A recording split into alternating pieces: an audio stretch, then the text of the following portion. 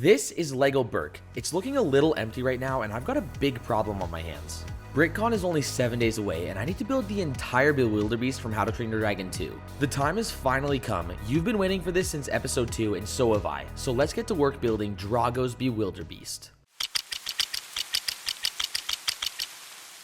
It's day 1, and the Bewilderbeast is an amazing creature with a unique design, and in order to do it justice, I knew it had to be big. I started out by laying a foundation for how big I thought I wanted the base of this creature to be. Initially, I thought the Bewilderbeast would fit on the water of Berk with plenty of room, but spoiler alert, I was very wrong, and this thing became way bigger than I was planning. I used a series of clips to create a round base where the studs were facing out, and I secured the clips in place using Lego bricks and plates. I built some support structures to make sure the oval shape stayed where I wanted it to be, and I decided to throw a heart piece into the creature for fun. He is a living dragon after all. For day 2, it was time to build the inner skeleton of the Bewilderbeast, so I built a rock column running up what I thought the center of the creature would be. I used snot or studs not on top bricks to build columns going out to each side that descended in height in order to create a round shape for the creature's back and belly. The head will be able to connect to the top of the brick structure with Technic parts and hinges for a stronger connection. On day 3, with the inner structure done, it was time to get some plates onto each side. I thought it would be fun to use these Lego stair elements as a sort of rib cage for the dragon. You won't be able to see them from the outside, it's just a fun detail during the building process. I used various Lego plates to start shaping what the outside of the Bewilderbeast will look like, trying to create a natural looking curve across each side to look more organic. To understand the scale of this thing, here's my cat Loki. It's safe to say it's a massive build. It's day 4, and I've had this prototype for the Bewilderbeast head for over a year now, but with how big this build is getting, I knew the head needed to be bigger too. So I created a new size template for how large I thought the head would need to be to create a natural look with the body. And now let's build the Bewilderbeast's head.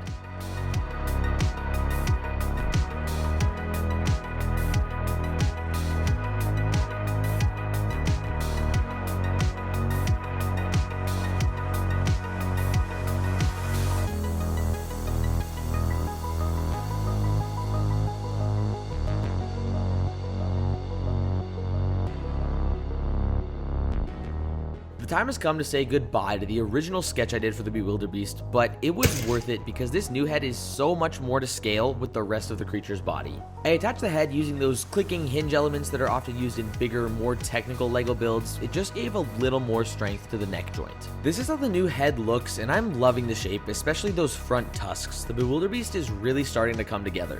On day 5, the next step was getting the rest of the Bewilderbeast plated with light bluish gray and dark bluish gray plates to create the scales of the dragon.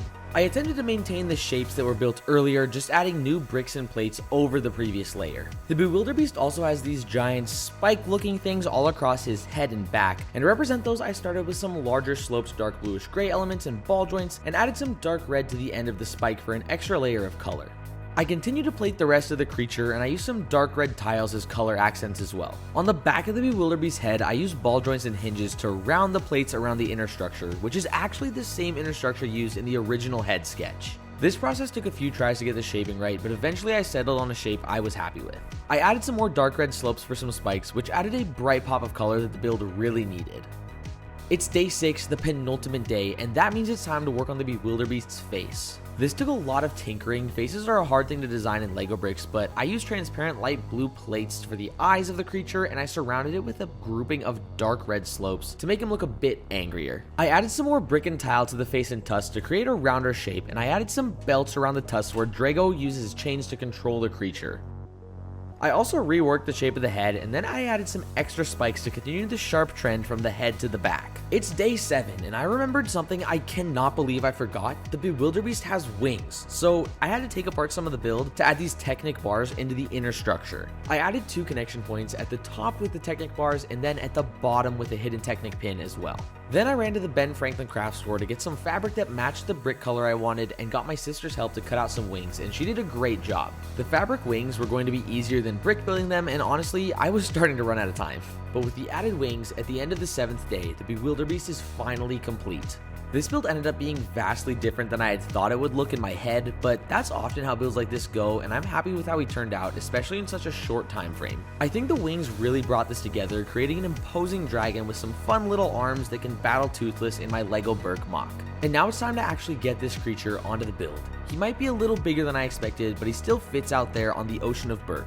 Just barely. This is only half of the Bewilderbeast, designed so it looks like he's emerging from the water, and I do want to add a second half of this creature with his tail and his back legs. Eventually, I might redesign the Bewilderbeast, but for now I'm so happy that this epic dragon has made his way to my LEGO How to Train Your Dragon mock. There are only a few things left to do before I have to transport this build to BrickCon, so make sure you subscribe to see this mock series finale in just 2 episodes, and share this video with someone who loves How to Train Your Dragon. Thank you so much for watching, and remember, it's always a beautiful day in the Brickstorm.